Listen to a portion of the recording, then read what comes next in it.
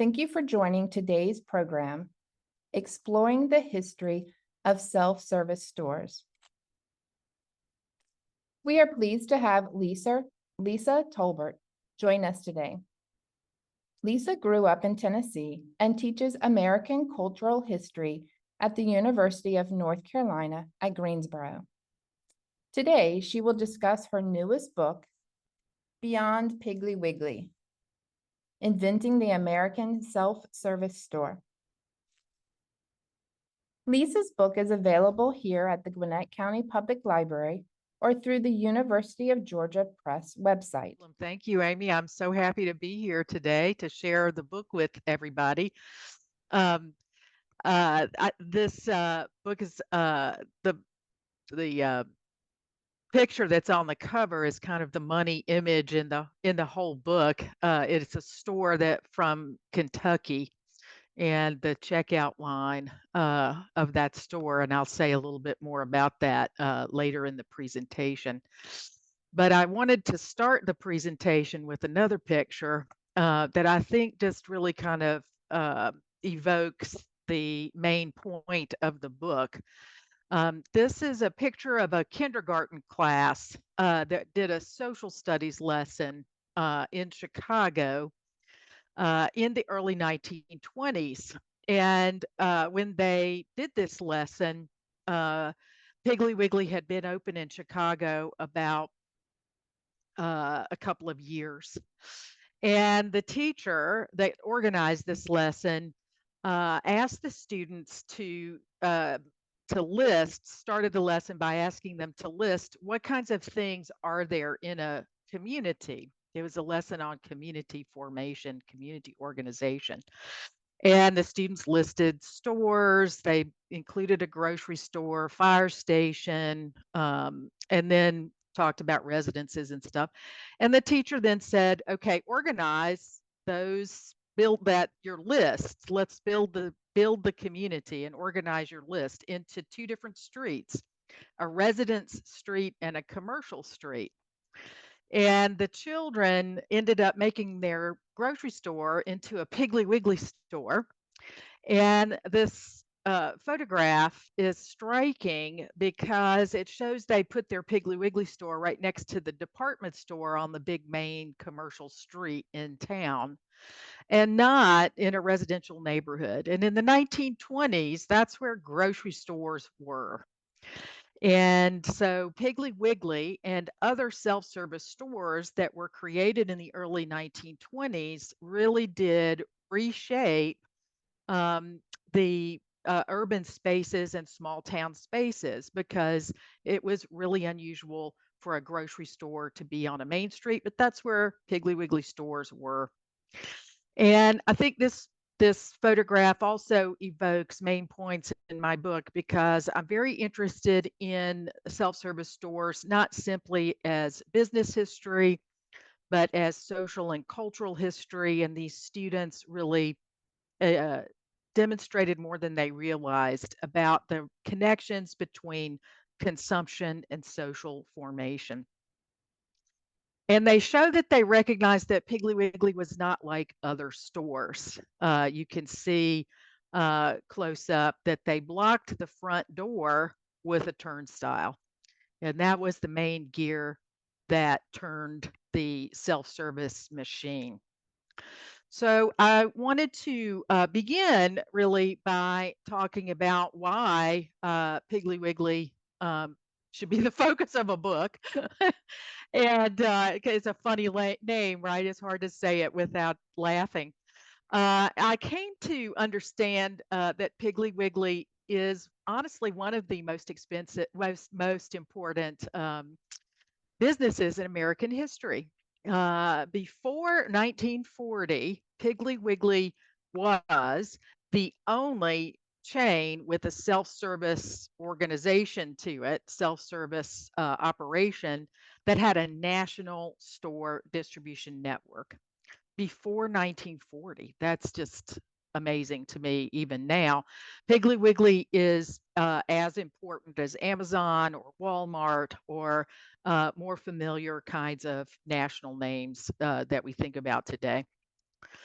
It was a patented interior. It was not the first self-service store. You often hear that see it on the web, and even in scholarly books, you sometimes read that Piggly Wiggly was the first self-service store. It definitely was not the first self-service store, but Clarence Saunders, who invented it in Memphis and opened the first store in 1916, got the patent office to issue a patent for his store design. And so it was the first self-service store to be patented.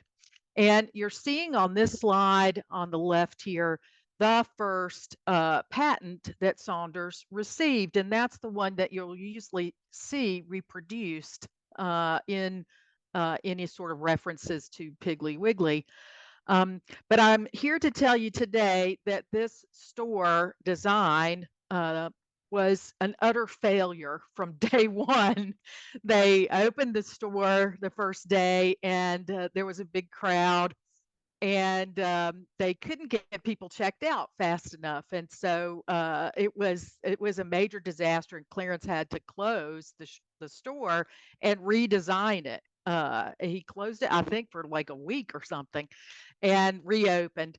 You'll see as you look at this pathway, which is it's the patented pathway, the people coming into the store, the crowds trying to enter and get through this gate to get into the store space through the lobby, were coming in against the traffic trying to come out around the checkout counter here.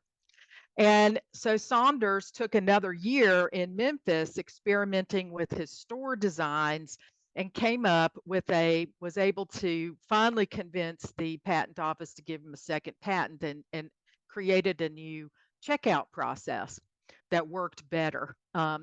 He ended up then patenting was important for his overall business plan because he wanted to sell Piggly Wiggly store interiors, and built a factory in Jackson, Tennessee, and started to manufacture his perfected design and then sell store interiors to franchisees who lived all over the United States, and even eventually he expanded into Canada with franchisees there. And so Saunders had perfected his interior. You'll see in his early advertising, he had the first patented interior because it took him a long time to convince the patent office to give him the second patent on the store interior. So in World War I, he started to franchise his store interiors by 1918 outside of Memphis. And Piggly Wiggly is important for the innovative use of advertising to sell the store as a brand. Advertising at the time was used primarily to sell stuff, Heinz ketchup or pickles or something, and Piggly Wiggly was using advertising to sell stores, and a store brand identity. And he talked about market basket patriotism, and sold Piggly Wiggly store interiors as an anti-hoarding device in the World War I era, and sort of featured Herbert Hoover, at the time the brand new food administrator for the United States, and as if Piggly Wiggly was cooperating with the food administration in selling groceries. So he was kind of an advertising genius. Also, it's really impressive when Saunders started trying to sell store interiors nationally, that he took out a big, expensive ad in a major consumer magazine, readers magazine of the area, Collier's magazine, and explained to readers how this strange new store interior worked, and showed a picture of the interior. He marketed Piggly Wiggly not as a Southern brand or a Southern icon. He marketed it with the slogan "Piggly Wiggly all over the world." And so that was the ambition at the time. But I'm not primarily a business historian. I am a cultural historian. I was not that interested in doing a just a company history of Piggly Wiggly. I'm interested in architectural history. And so the book goes beyond a history of Piggly Wiggly. The title is Beyond Piggly Wiggly because I also look at the bigger history of self-service stores as a form of retailing in the early 20th century. And here you're looking at a store interior from the 1930s, Woods Groceteria. Mr. Woods is right back here in the middle of the picture. And I'm interested in the larger history of self-service stores and self-service store design. And you will see, you might be at just a quick glance, look at this picture and think, oh, this is just an old quaint mom and pop store. But this store represents the cutting edge of self-service store design in the 1930s before there were supermarkets. You'll see the store is fenced off. You can't just walk right into it. Um, the slide sort of is cutting off. There's a little sign down here that explains how you operate this store. Come in, you pick a basket, reach over and pick a basket up so you can serve yourself. You come in the entrance over here, and then you're forced to walk all the way down to the back of the store as you're serving yourself from these shelves. And you might think, okay, this set of shelves is low so customers can reach things for themselves, but it's also low so that this guy at the cash register can keep an eye on what's going on over here in this aisle. And then the store is not filled completely with shelving and just to sell as much stuff as you can. You can see it opens up here as people are gathering. And notice that there's a butcher counter at the back of the store. And you can see meat hanging here on the wall. And and it was not possible really to sell meat through self-service methods in the early 20th century. And so one of the problems self-service store designers had was clogging up the pathway as people were waiting to have their meat cut by the butcher at the butcher counter. And so this store represents, and then the last stop on the pathway, of course, is the cash register at the front of the store, and then you're exiting. There might be a gate here that you exit out of. So um, so self-service is really a specialized form of retailing, a specialized system for automating retailing. And that is what is represented in Mr. Wood's store as well as in Piggly Wiggly. So as I was working on the book, I really decided to try not to take for granted. A lot of times you'll see it in scholarship about early supermarkets and self-service that Piggly Wiggly is really important, but it was so obviously an improvement that everybody just started organizing open shelving, and it was a logical transition to self-service. That didn't quite fit the evidence that I was seeing from the early 20th century. And so I leaned into the weirdness of Piggly Wiggly and into the weirdness of self-service. And my book really explores what was difficult about that transition to self-service, why it was hard. And a core question, if we're thinking historically about it, is what should a self-service store look like if you've never ever seen one before in your whole life? It was a weird way to shop when Piggly Wiggly first appeared and other self-service stores. In the around 1900, Thomas Edison, one of the most important inventors of the early 20th century, was experimenting with self-service store design himself, and the New York Times interviewed him about what he thought about self-service retailing. His version of a self-service store uh, had a big collection of vending machines in it. And you can see here the vending machines, Victorian looking people in serving themselves. Here's coal coming out of a chute into a basket. You could put a penny in a slot and pull the slot, and it would you could be served. So vending machines were a very important influence on some early self-service store designs. Edison felt that self-service would have limited applicability in retail because he didn't think middle-class people would be willing to serve themselves, and that it was a form of retailing that could only work in working-class neighborhoods. The other influence on self-service store design was the cafeteria, and that became the most important influence in American self-service store design.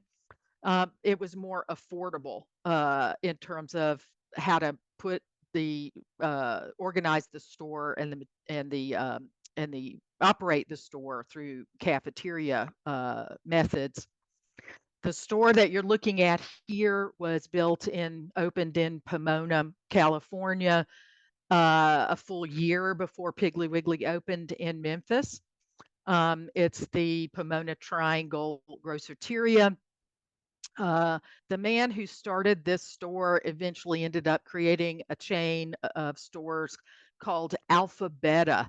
And the reason he eventually called it Alphabeta was when he first opened this tiny little self-service store. You see the turnstile right here in the middle, and then all of the stuff piled around the room, these big signs. How do you find what you're looking for? That was a huge problem. And when he first opened the store, his workers couldn't check people out fast enough because they had to stop all the time and say, "Here's where you find X. Where do I find this? Here's where you find XYZ." So he ended up closing the store and then reorganizing it into the products into alphabetized sections. And the S section, for example, had soap, salmon, and soup. So there again, another problem. How do people find what they're looking for, and what kind of categories do you put things in as you're organizing? So maybe we could just drive through the store. Here is a drive-through store created in Kentucky. And we see the car. There's a counter here. We can see some of the shelving in the back, but it's hard to tell just from one photograph, how did this store work? And we see that it was a patented store design as well. You can see from this figure from the patent that you drove into your car and fitted into a groove here, and your exhaust fumes were sort of magically sucked into this tube here. You served yourself from baskets hanging on turntables as you drove through the store. Here's a big view of how it was supposed to work. And now we can see that in addition to the cars that drove the perimeter of the store, serving themselves on the turntables, this store also operated so that pedestrians could come from the street through the turnstile, and on the other side of the turntables serve themselves from the store. And the picture we were looking at with the car coming toward us is the checkout counter at the end of the pathway. And again, the checkout counter is configured so that it works so that the pedestrians can serve themselves, as well as the car traffic can check out at the same counter with the car traffic. Well, maybe we should just load the store onto a truck. And so there are patents for self-service interiors that are on trucks that were used to go out into the countryside and or suburban neighborhoods, and people could serve themselves on the truck. Here's a store that is in perpetual motion. We see the turntables lined up around the store interior, and out of sight where customers can't see it behind the screen here is a motor. And so these turntables are always moving. And the patent explains it's a well-known fact that a moving display attracts more attention than a stationary one. So one of the things that inventors were playing around with was automating not just the mechanics of serving yourself, making things reachable, organizing, but also these are mind machines. It's about convincing you to buy more, to capture your attention, to notice things that you might have left off your shopping list or that sort of thing. So it's automating not just the mechanics of selling, but salesmanship itself. And one of the inventors who worked in Thomas Edison's lab also was working on self-service. Edison himself never patented a store design, but M.R. Hutchinson did, who was an inventor who worked for Edison. And Hutchinson used monorails in his store design. And we see wagons here that are attached to the monorail, and that kept you on a path so that you would see everything in the store. And it's automated so that when you check out at the checkout counter, the wagon automatically circles back into the line for the next customer. Conveyor belts were an important part of experimenting, and we see the endless conveyor belt here, and customers could either serve themselves from wall shelving, or they could come sit on a stool and just wait for the objects, the products to come to them as they circled around. And this one is a conveyor belt. In this case, I love this store. It's one of my favorites. Customers are serving themselves from shelves over here. When you walk into this store, you don't get Mr. Fritchie's store. You don't pick up a basket. You pick up a little book of coupons, stickers. And so as you serve yourself from the shelves, you place a sticker, the number that's in your book, on your object, and you put it on this conveyor belt. And all of the clerks are here at the center of the loop. They're taking the objects, the products off, the labeled products off the conveyor belt, and they're sorting them into the bins. And so if you've got book number 17, you come to the checkout line and they've got you all toted up. You don't even have to wait in a line. And you take home all of your stuff that's labeled 17. Ha! Or maybe you could shop in ease. And this store is set up so that you can, as a pedestrian, kind of see everything from the street. If you stand here long enough, the whole store circles by you. And then when you walk into the shop in ease, you sit in an easy chair, literally, a upholstered chair, and you're pulling things off of these shelves, that 3-layered conveyor belt that's working its way through the store. And here you see the whole setup so that people hear the chairs and the conveyor belt circling through the shop and ease store. The M System stores were one of the most successful self-service store chains.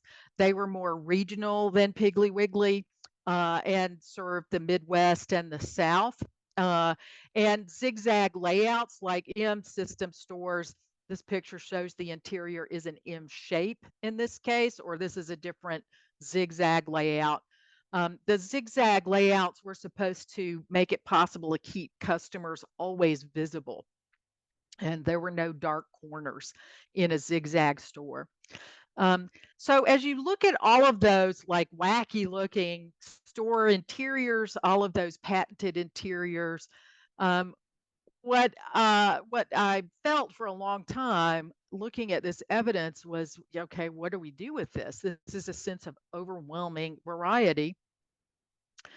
But every single one of those stores were called self-service stores. And so they must be understood as a store type um, and it's a period of great experimentation to figure out how do you make a self-service store work? How do you make this form of retailing sustainable, affordable?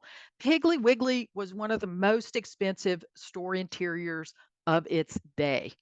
And yet it became a popular store in small town for small town franchisees in the 20s and 30s. So why one of my huge questions as I worked with this evidence was to try to figure out why did the patent office patent these things? Most self-service stores were not patented, but the patents actually give a very useful form of evidence about the logic of self-service store design and what are the challenges of doing that. But why were they patentable? And so I looked for ways that, despite all this variety, there were some shared principles, shared design principles across the patents. And I especially focus on 4 key ideas that they have in common. And one is the idea of compartmentalizing the shop floor space as a specialized retail system. So as you look at those turnstiles blocking the entry and the fencing, and you can't just walk straight into the store. Um, a lot of times that's kind of explained as a way of preventing theft. You can't just go in and pick something off the shelf and walk out without paying for it. And that was part of it. But I think really the hugely important issue is that the self-service is a system, and you're trying to actually train customers who've never served themselves before how to do it, where to go, how to start in the right place to make the system work effectively. What's the end of the system? And so the gate and going through the gate gets you started in the right place. So compartmentalization was important. Patenting pathways. The self-service store patents are pathways either for customers or for merchandise, and trying to mobilize merchandise using different types of technologies, conveyor belts, um, hand baskets that are handheld, wagons on monorails, different strategies for trying to mobilize merchandise in a day when stores were really small, and something like a shopping cart freewheeling through a store was not, practically speaking, a very possible form of technology. Stores were just not large enough for that kind of tool. And then, as I said earlier, automating salesmanship, and there were a variety of sensory strategies for doing that. This picture shows a Piggly Wiggly interior in Sacramento, California, in the public market there, installed right inside the public market. And this was a brand new market building right downtown in Sacramento. You can see this is a 1, 2, 3-line store. Piggly Wiggly factory made a 1-line store, a 2-line store, a 3-line store, and a 4-line store. The 4 lines was the biggest interior. And you see that idea of compartmentalizing here as a specialized system right inside the public market. And the other stalls are places where you go get cheese cut to order, or meat cut to order, or produce. There were lots of different kinds of products that were not possible to sell through self-service methods. And so Piggly Wiggly shows that prepackaged brand name product method for selling that you could do for self-service, but other forms of products you couldn't do that way. In sensory retailing, some of the strategies that they used, you saw the movement in the ads, trying to capture people's attention. engineering sight lines, either so you could see from a distance, where do I need to go in the store, or really close up. The idea of silence and engineering sound so you can focus your attention. Piggly Wiggly ads early on said, "There will be no talking in the Piggly Wiggly." It also messes up the pathway if people stop and chat, and that you got to keep the line moving, kind of thing. And then strategies for managing touch. And you see the gloved hand here. You don't have to get yourself dirty as you're serving yourself, but also trying to even convince store owners to do self-service was a problem because they didn't want their products to get damaged by customers who dropped things or smashed things, and so forth. So um, the checkout process has always been integral and the biggest problem for self-service store design. As I said, the Piggly Wiggly patent was a failure, the first one, and so trying to get that checkout line working right was important. One of the last patents in the book is this one from Garth Close in Texas, and this is a supermarket design, but it's also a patented pathway. He essentially doubled the size of his store without building a bigger store by creating a pre-checkout area. You could fill up one cart and park it at the pre-checkout area and have it checked out and waiting for you. Go pick up another cart and work your way through the next half of the store and buy 2 carts worth on one trip, and be reunited with your first cart at the final checkout. It speeds up your trip as well. You don't have to wait as long in the line to check those things out. So before 1940, self-service was a specialized form of retailing. And this slide shows a couple of different chains that were local chains, one in Nashville, Hills Groceteria, and Rogers was in Atlanta.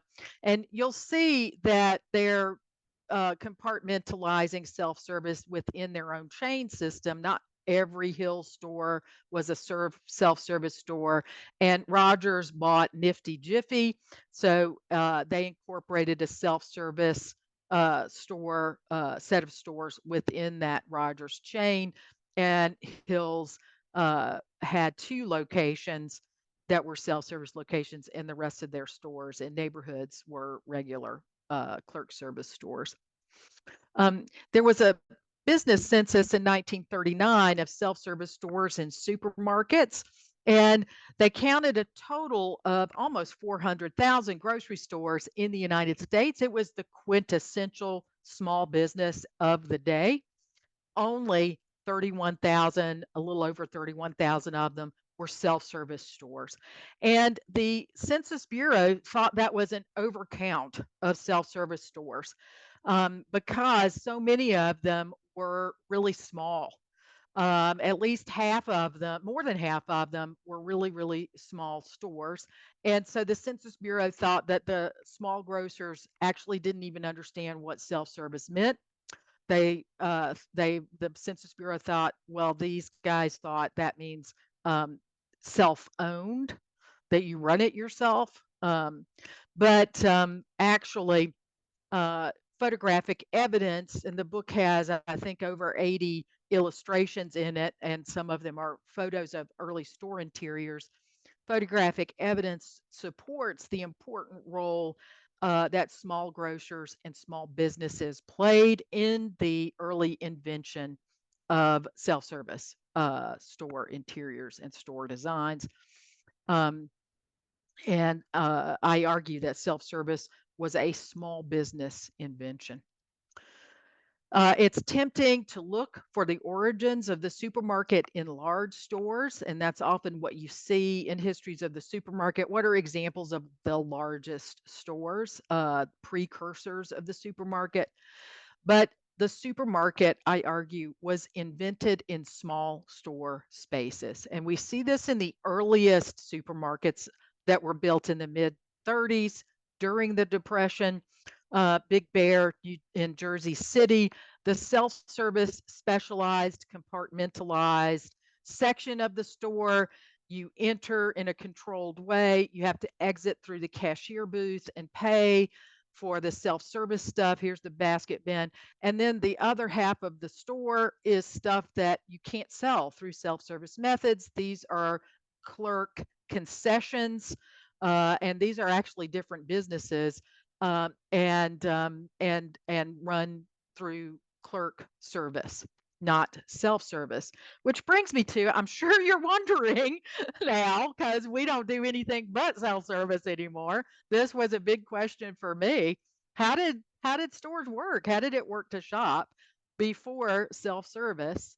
And when we look at, here's a Safeway store from, I guess, the 1930s. This looks like you serve yourself. It looks like open shelves and all of these accessible things. But this is not a self-service store. We see back here the checkout counter, and the store space is open, so you can kind of come in and stand and wait for clerk service. All of the fastest moving stuff is behind the counter where the clerk serves it, organizes your order for you, and you give the clerk your list, and the clerk fills your order. And here was a study that the Commerce Department did about grocery store operation, and they timed clerks filling orders for customers. Here's a clerk that filled an order for 9 items, and they were trying to figure out, well, how much money did it cost this grocer for this clerk to fill this order, and how efficiently did the clerk work? And he's going over here for number 1, number 2. He's all over the store, and by the time they totaled up the amount of time it took, the wages it cost this clerk to fill this order, they determined the grocer actually lost money on this sale compared to the total amount of the sale itself. So before Piggly Wiggly, before these self-service stores, the standard method of shopping was through counter service and clerk service, and that's how stores had worked for centuries. And this is an ad from the most successful chain of the day, of the first half of the 20th century, A&P. They advertised especially about their clerk service, and kind of presented that as a homey kind of identity for a mega chain of the day, that you get good clerk service. So these wacky stores where you go in and sit down, why would they do that? And imagine that with self-service.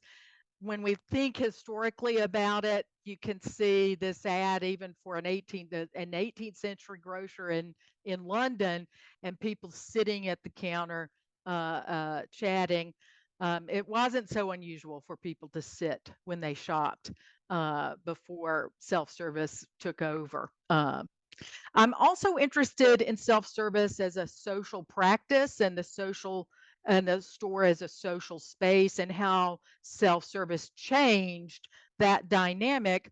And a core question for me, since Piggly Wiggly was the most influential self-service store of the early 20th century, was really paying attention to how self-service was invented in a racially segregated society. Saunders didn't take a self-service store invented somewhere else and put it in Memphis. He was really inventing in a segregated city. He was, and also the region of the country where self-service was the most popular in the 1920s was the segregated South. Also the West, but I especially am interested in the South. And so what was the appeal of self-service in a segregated society is a core question in the book. And it really doesn't make sense initially as you're looking at what I call the radical equality of the checkout line. Here we have a Piggly Wiggly store with the racially integrated checkout line. And in a counter service store, one of the ways that that service worked was to make African American people wait. until white people had been served in the store. You could not do that with a self-service store format and keep the machine running. The stores were too small to racially order the checkout line. Everybody entered through the same turnstile. There wasn't a white entrance and a colored entrance. And so trying to make sense of the radical equality of the checkout line, the invention of self-service in a culture of segregation. And one of the way then but thinking through how was this space racialized in other ways if you couldn't physically sort people. And so one of the early strategies Saunders used in Memphis to attract customers was to really elevate white women as store customers for Piggly Wiggly. And here is an advertisement of a beauty contest, which he ran in the early and a lot of the franchisees eventually did this as well when they first started opening stores, but really to elevate that it's white women. He published their addresses in Memphis, kind of a strategy to show that women from all of these fancy, nice neighborhoods in Memphis shop at the Piggly Wiggly. It was right downtown in the Cotton District, not a neighborhood situation. And it's also not just women who are running their own households, because it's Miss M. Errett and Miss Northrop Pinland. And so these are women who are kind of like they're doing this for fun, not just to feed their families, kind of thing. And so there were different ways of messaging and racializing the space in that way. The patents themselves also show important ways that there were techniques built in for differentiating customers that were used in different ways for Black customers and white customers. Here's the patent interior for Jitney Jungle.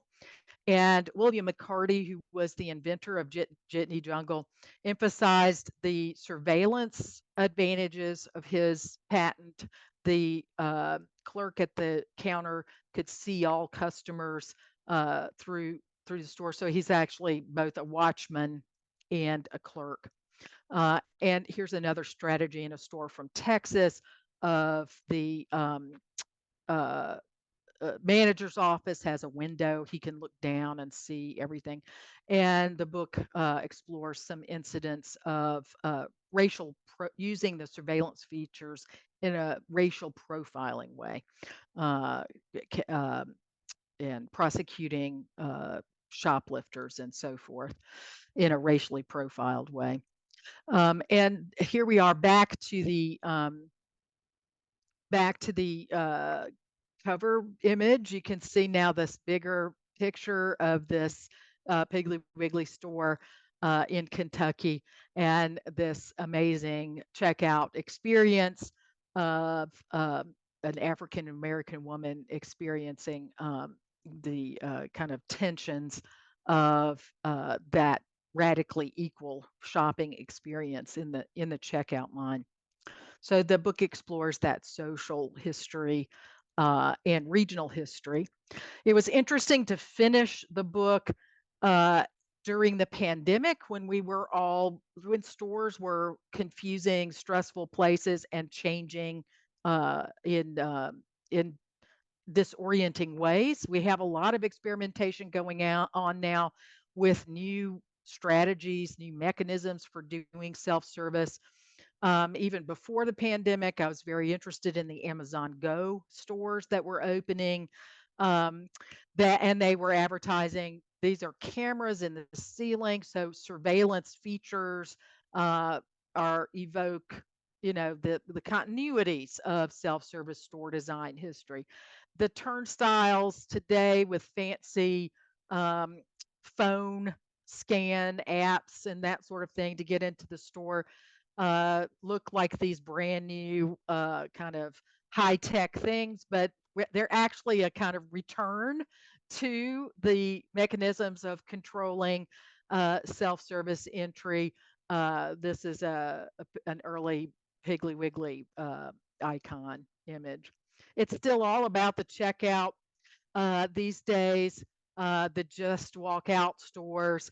And the purpose now with the experimentation is to try to get rid of the checkout line altogether. And we read regularly articles these days in the newspapers about the problems that retailers are having with trying to make that process actually work. Uh, and so forth. I end the book with the Yellow Brick Road and the Wizard of Oz, which I couldn't stop thinking about as I thought about those patented pathways.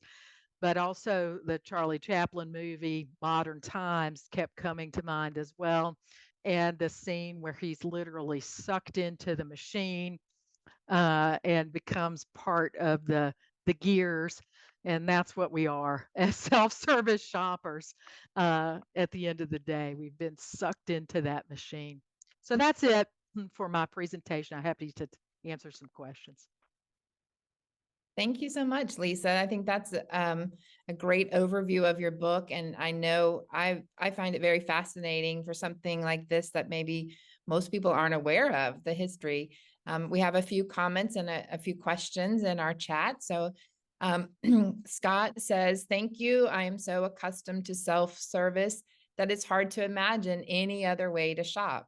And I think that sums up probably most of our feelings. I mean, it truly was a challenge for me. It's an imaginative challenge, and it was hard for me as a researcher to try. I mean, it's not, it's the kind of thing that people take for granted. And as historians, we're really reliant on written sources, and the kind of mundane, ordinary stuff that you're used to doing, you don't always write about. And so trying to infer and put together a picture of what were normal ways of operating before self-service, that was a challenging thing. So yeah, I agree with that idea. Yes. And Molly, I think this was just a few minutes ago when you were starting to show a little bit more of the updates. Interesting that we are going back to this type of model with Instacart, the grocery pickup, et cetera. That also was striking to me as well. And it's in some ways a return. It's not just like reinventing self-service, but a return to the kinds of clerk service that self-service store inventors were trying to eliminate. And so delivery is a big thing again. And also having clerks filling people's orders. And we're now shopping supermarket aisles alongside clerks who are putting together orders for people. They're not actually shopping from the shelves themselves. They're actually assembling orders of other customers who ordered online. So yeah, it's really, I mean, I've worked on the book for a long time, but the timing right now of finishing it is pretty incredible. The way it resonates with what's happening. Right. And along those same lines, Merwin says, as some stores start putting merchandise behind locked screens to reduce theft, do you see self-service changing? Very much, it's not a set or fixed practice. It has been an evolution, and certainly it's really undergoing significant rethinking now in how it works in a new environment. It's striking that way. Yeah. And a follow-up from him is, it seems to me the ultimate self-service experience is the self-checkout. However, I've read that Walmart, Costco, and Wegmans are doing away with self-checkout. Do you see that expanding? It seems to be it's never worked the way retailers wanted it to work, and customers have not taken to it in as much as not everybody likes the self checkout, and so I at one point thought, okay, I got to do the whole history of self-service. Like, and I thought, okay, now rein it in. I got to get this book done. But this book is like up to 1940. These were the challenges and experiments. In 1940, the Supermarket Institute, which was a newly formed group of grocers, retailers, um, they had their fourth meeting, their fourth kind of industry meeting, the Supermarket Institute in 1940, and they essentially embraced self-service at that meeting as an industry standard for supermarkets. And that's why the book ends in 1940. But the history of self-service, then in some ways you could argue that's when it really starts. The modern history of self-service, that's volume 2 of the book, which I will not be writing. Someone else will have to write that. But really the history of self-service after World War II is a kind of conversion of American consumer landscapes, not just grocery stores, but other types of retailing, to self-service methods. And I think as we look back on what's happening today, this is going to start to look like yet a new phase of self-service retailing experimentation. It is unclear in this moment how that's going to work itself out, what that's going to look like, what's going to settle out as the new way to do things. Okay, thank you. Scott has another question. What do you think keeps in-person retail going? Is it the social experience of shopping? And he comments, I rarely shop in stores anymore, including for groceries. What's next after big box retail? Yeah, I mean, I'm a historian, so I'm not sure I have a good answer for that question, because that's kind of a, what's the future? I can tell you the problems from pre-1940. But yeah, I mean, it's an excellent question, and time will tell. Okay, good.